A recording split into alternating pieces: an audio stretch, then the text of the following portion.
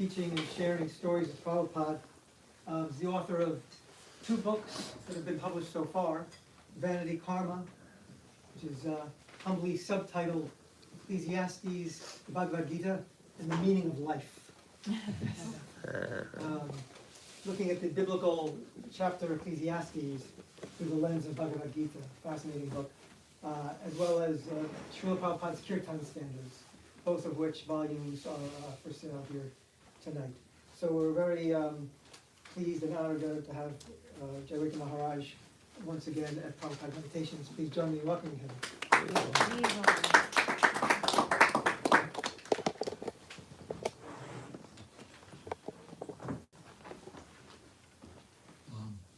Could I ask you to bring me that picture from one of the devotees sitting at Second Avenue? Of the devotees? Yeah. Outside? Yeah.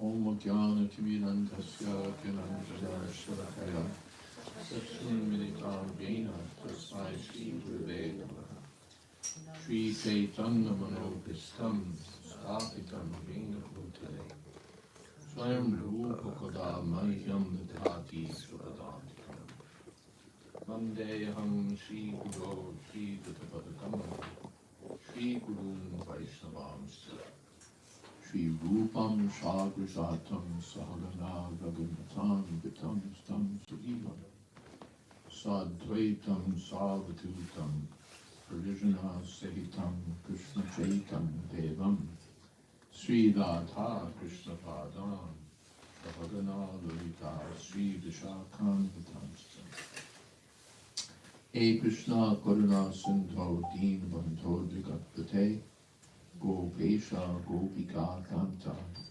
Radha Kanta Namostute Tapta Kanchana Gaurangi Radhe Vrindavaneshwari Rishabhanam Sute Devi Pranamami Hori Priye Vansha Kolpatarubhyascha Kripa Sindho Pyevacha Patitanam Pavanebhyo Vaishnavebhyo Namo Namah Shri Krishna Chaitanya Prabhu Nityananda Shri Advaita Gadadhar Shri Vasari Gaura Hare Krishna Krishna Krishna Hare Hare Hare Rama Rama Rama Hare Hare. Last time I think I spoke at some length about one of the original devotees, Ray Rama Das. I thought perhaps I'd talk about some of the other devotees who are in this, now classic, iconic photo, which Prabhupada called Angels of New York. Oh, wow. This would have been 1968, and in fact I just got a letter from Manoram Prabhu asking me, how old were these devotees? What can you tell me about how old this one and that one was?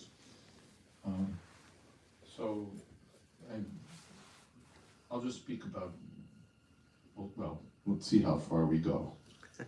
But on the far right, I'm on the very far right, and next to me is Madhusudan Das, who is my elder godbrother. He was here when I came. And of course, back then people didn't know, there were no diacritic marks, and everyone used to mangle all the names. The accents were always in the wrong place. So he's Madhusudan. And many of the others had similar shifts of accent. Purushottam, Purushottam, and so on. So he was Madhus for short. He was a very, now he's passed away a couple of years ago. But he was, when I joined, he was more or less given charge of me.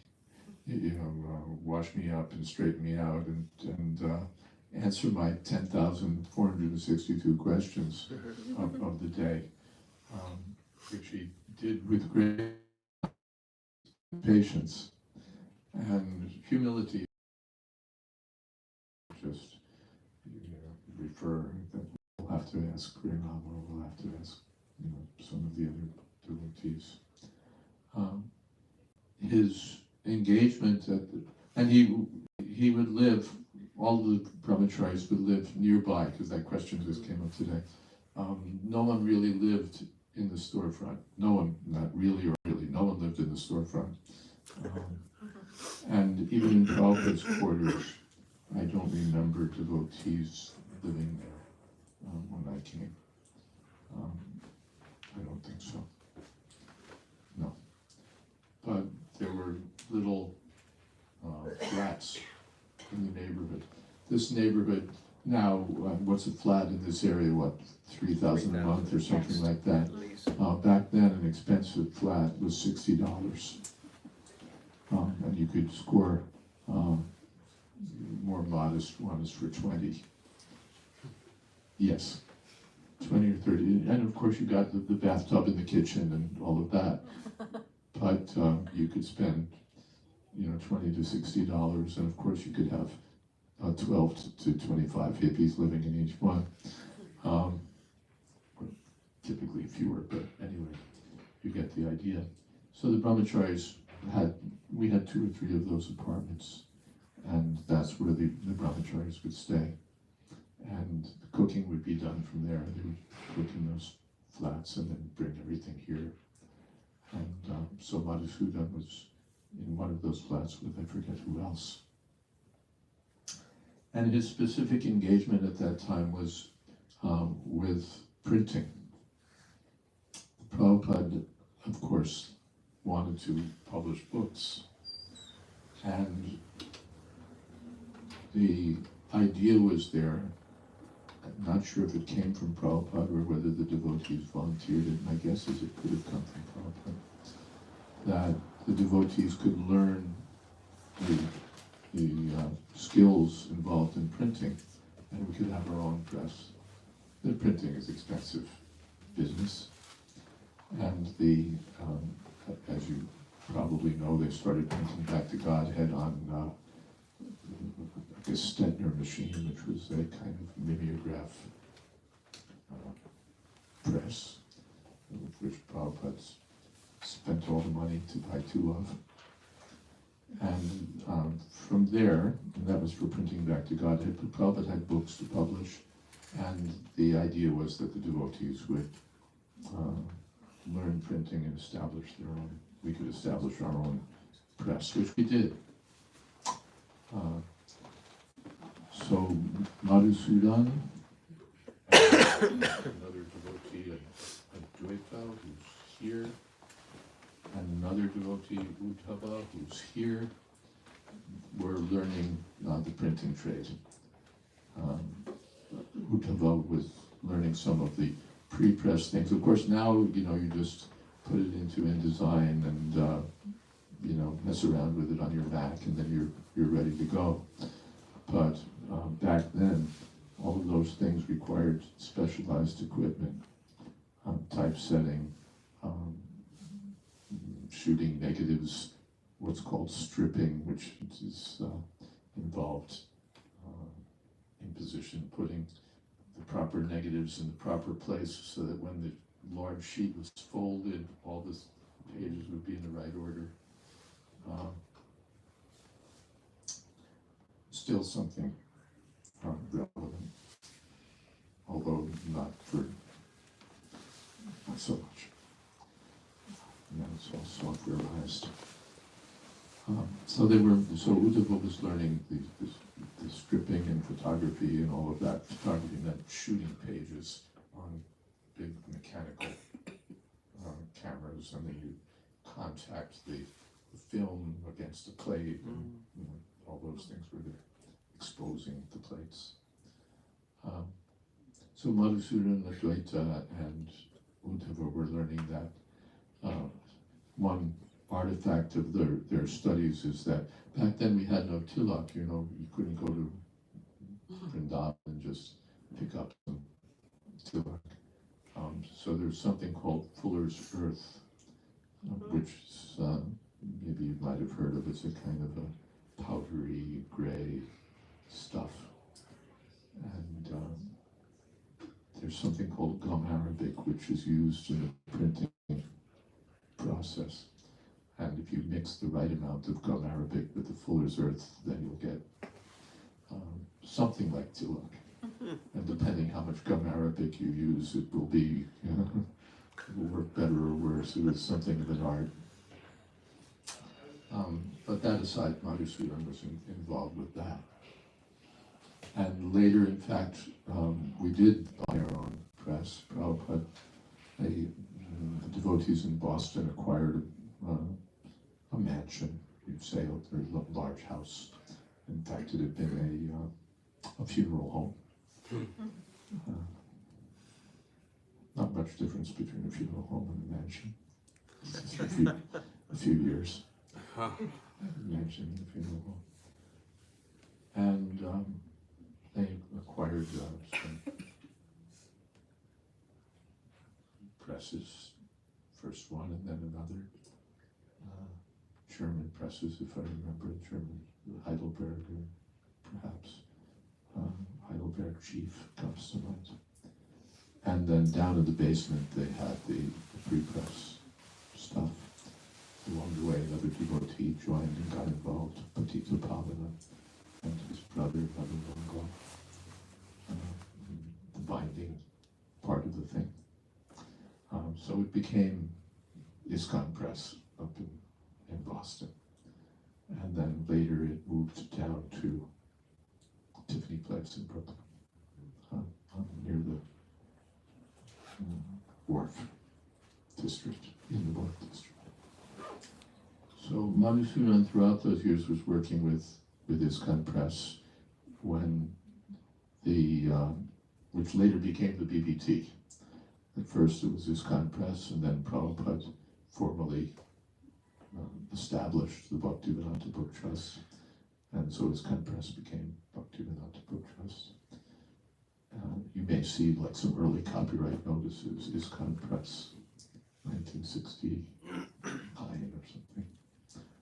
But then it became BBT. When BBT moved out to Los Angeles, Madhusudan moved and was serving in the same, in press, not exactly the same, because by then we'd sold our presses and we were dealing with very large printers, but he was still involved in printing service and BBT work. Along the way, there was another devotee, a young high school girl named Kanchanbala, and they married. And well, there's a relevant story there that Prabhupada, Madhusudan was interested in getting married and got matched up with Kanchanbala, very nice devotee girl. And but the mother objected. She's too young. It must have been like 18, 17, 18, 19, or latest. She's too young. She should have experience of different boys, and then she can decide. And Prabhupada said, just see, the mother wants the daughter to become a prostitute. That was Prabhupada's reading, give herself to different boys and then see. So Prabhupada said, just see, the mother wants the daughter to be a prostitute. Anyway, they did get married, and for many years they had no children. Then they had a very nice daughter, Chintamani, who's a good devotee girl. Some of the younger devotees would know her. She's living out in the West Coast. And he asked some relevant questions to Prabhupada, different letters in which he asked Prabhupada questions about Krishna consciousness. He asked one time, I don't know if this is outrageous, but does Krishna have genitals?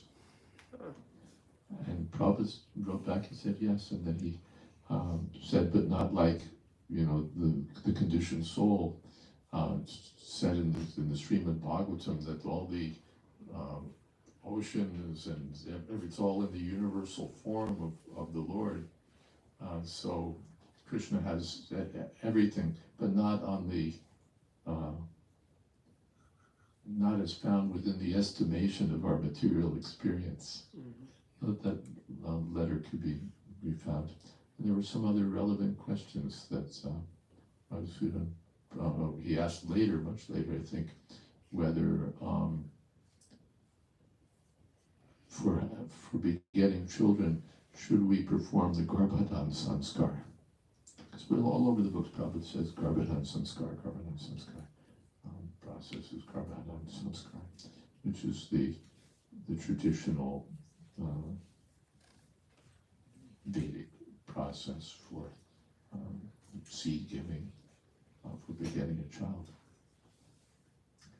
And Prabhupada wrote back and said, no, I think this was already 1977.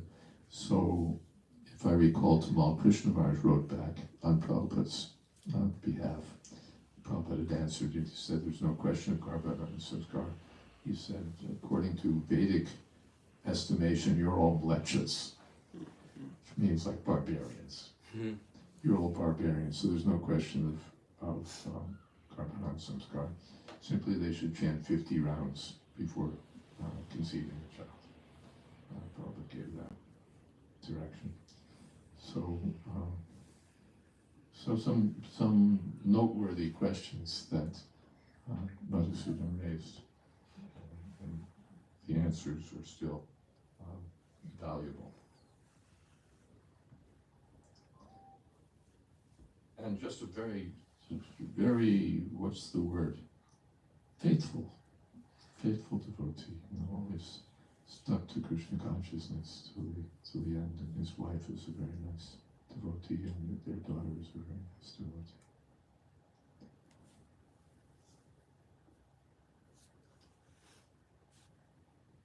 A humble person.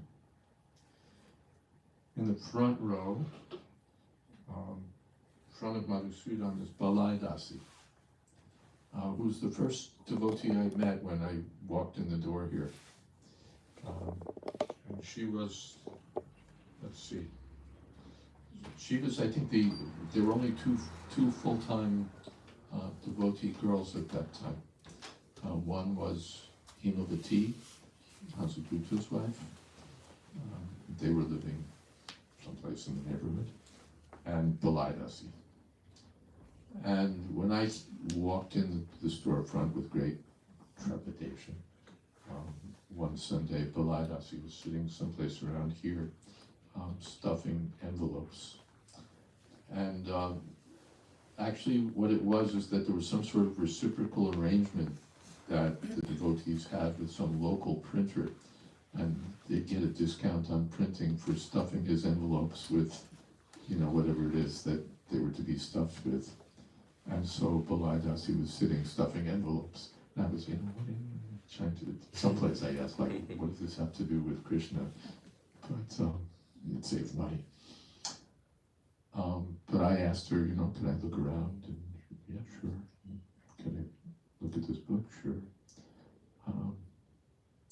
She was a very serious, actually, she's still there in our Los Angeles community. Every day comes to the temple and chanting and serious.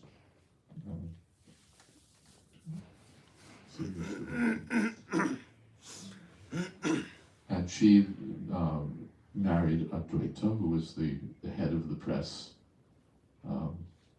initiative. In fact, yes.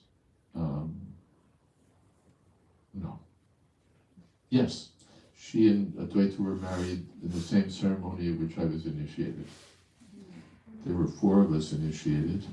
One was Vamandev, who some of you may know, who's been instrumental in renovating 26 Second Avenue. Another was a student at Brooklyn College that I'll talk about some other time. And another was a young boy, Michael O'Leary, who became Madhavendra Das, and I was the 4th.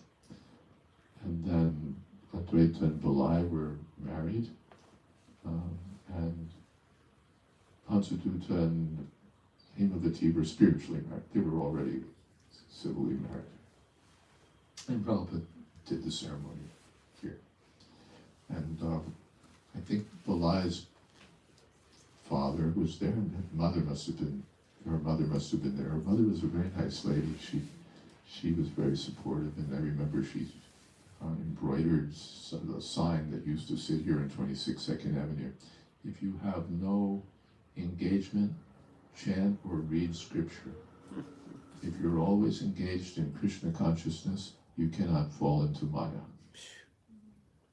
Good, pithy statement, which she'd embroidered on them.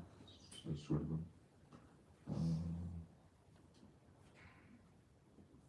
what would the color be? Off gold color. So Prabhupada said that he said Balai Dasi is looking just like goddess of fortune. When we set up ISKCON Press, then Balai Dasi was the head of the composing department. That's a story in itself. Now we do everything on our little Macs and PCs, but back then there was specialized equipment for typesetting. The most commonly used was the Mergenthaler linotype machine, which produced, trained operators would turn out literally slugs of type that were made from molten metal on the spot, line by line, and that's how it was done, most commonly. But something else was going on that was sort of coming up that made that into hot type, in contrast to cold type. And cold type was also known as strike-on typography, with strike-on typesetting. And it was done by a kind of sophisticated typewriter. IBM Corporation had taken the offices of America by storm by producing something called the Selectric typewriter, which was revolutionary because before then, each letter was on a bar, and you type the letter in the bar, hit the paper, and the bars would collide and get stuck, and it was a whole thing. But they came up with this little golf ball that would rotate and hit the paper, and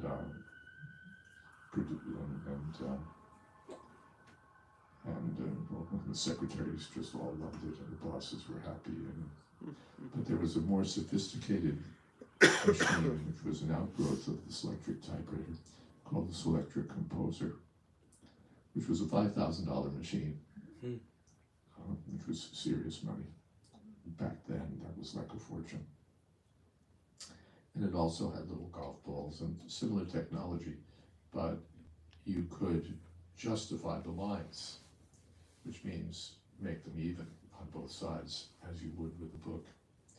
And the machine would automatically put space between the words in proper proportion, semi-automatically, so that you'd get justified lines and other features of quality typography. They had typefaces, and book, and so on.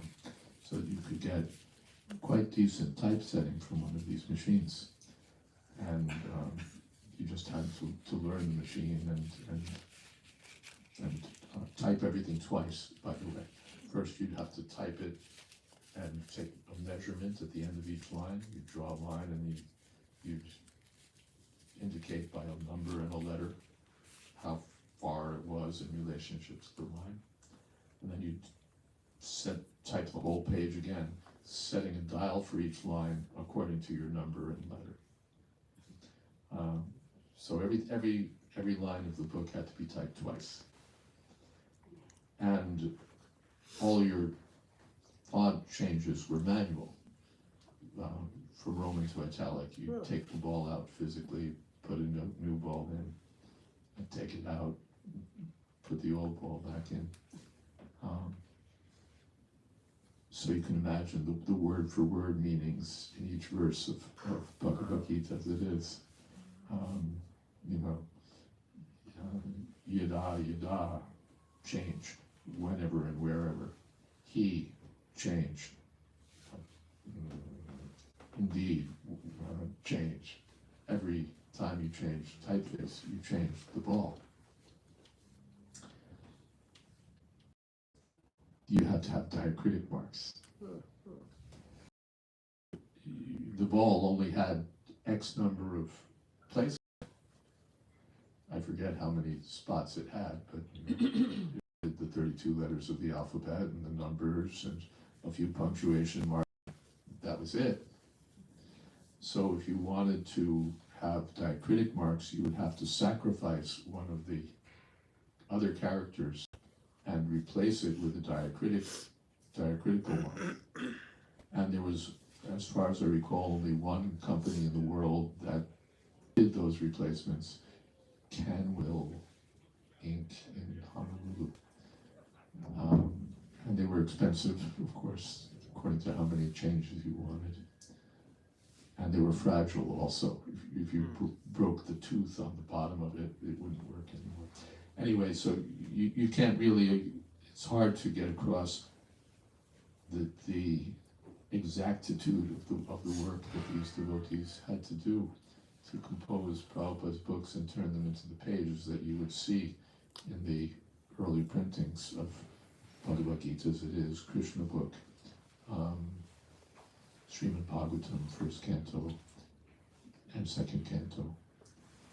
That's about as far as we went. Nectar of Devotion, small books. They were all done on these machines. And as we became more geared up, we had two of them. And we would run them literally 24 hours a day.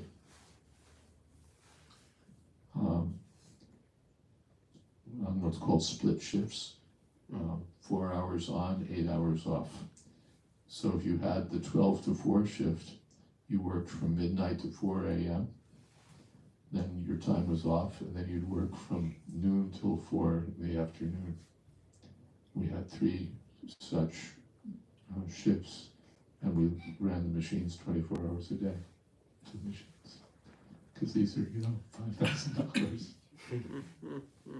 And Prabhupada had all these books that he wanted, so we were running them literally around the clock.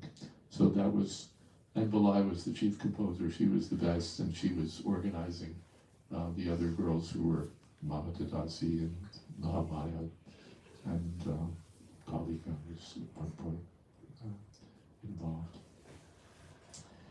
So it was just, you just had to have huge dedication to do this work. And that was Balai Dasi's engagement. Even when we moved to Los Angeles, then she continued. Then we got much spiffier machines and a whole different way of doing things. Phototype sending came in.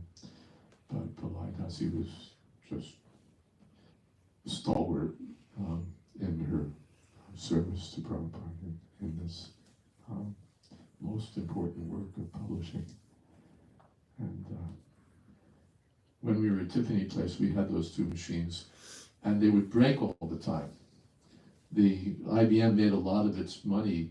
First, they would sell you the machine, and then they would sell you a modestly priced service contract, so that when the machine would come, they'd send their technician. Most of the time, it would run, and they had their actuaries, and they figured out how they'd make a profit on sales and service. But their customers came in at 9 and left at 5. We were running around the clock. So the machine would break, and then we'd call the service guy, and he'd leave, and an hour later it would be broken, and we'd call him back, and it was going on and on. And at one time, I remember, it was just getting so ridiculous. I just looked in the New York phone directory, IBM, and there's like, the yellow pages, half a page of entries. And I looked for something that looked good, and I think I connected with Valhalla. Really? You know, it's like you could see the carpet on the floor, the executive chair, and well, that shouldn't be happening. Don't worry, the next day the manager was in there with two other guys, huffing and puffing and bringing us new machines. And apologizing all over the place before he was, blaming us right and left. So it was fun. Amazing, amazing. And when we finally retired the machines, I remember one of the guys who took them back, he said, "This machine doesn't owe you anything."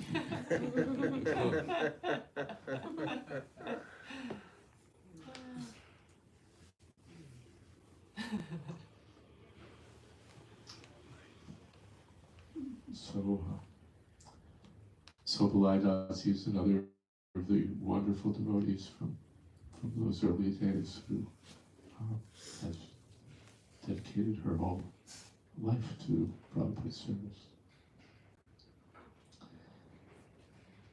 Well, we have 12 minutes left.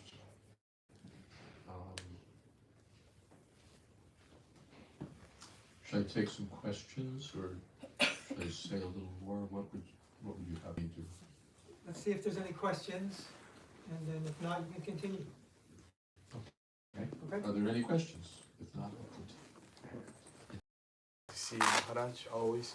I want to ask you, like, Bhagavad Gita, when was it published? I know you joined 1968. 1968. But 1968 was the abridged edition.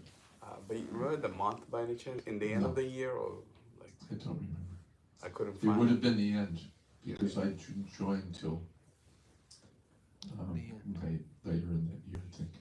Seems to me that it was published in 1968.